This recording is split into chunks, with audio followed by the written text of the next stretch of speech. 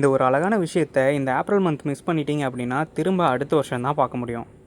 Hi guys, நான் ஹரி. இது என்னுடைய ஃபஸ்ட்டு வீடியோ. வாங்க டர்ட்டில் ஃபேர்வெல் பார்க்க போகலாம்.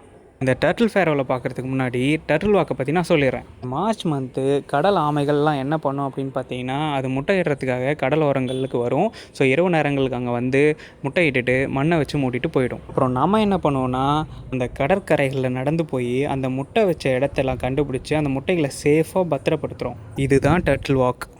இதை பொதுமக்கள் பார்க்கவும் அலோவ் பண்ணுறாங்க.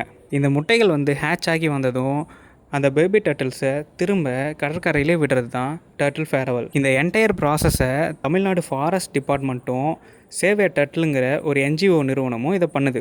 இதை முழுக்க ஃப்ரீ தான். நான் இந்த வாரம் இந்த டர்ட்டில் பேபிஸை கடற்கரையில் விடுறதை பார்க்க போயிருந்தேன். அங்கே மண்ணுக்குள்ளேருந்து சேஃபாக ஹேட்ச் ஆகி வந்த பேபி டர்ட்டில்ஸை கலெக்ட் பண்ணுறதை நேரில் பார்த்தோம். அப்போ வந்திருந்த எல்லாரையும் உட்கார வச்சு ஒரு ஸ்மால் ப்ரீஃப் கொடுத்தாங்க. இந்த என்டையர் ப்ராசஸை எக்ஸ்பிளைன் பண்ணாங்க.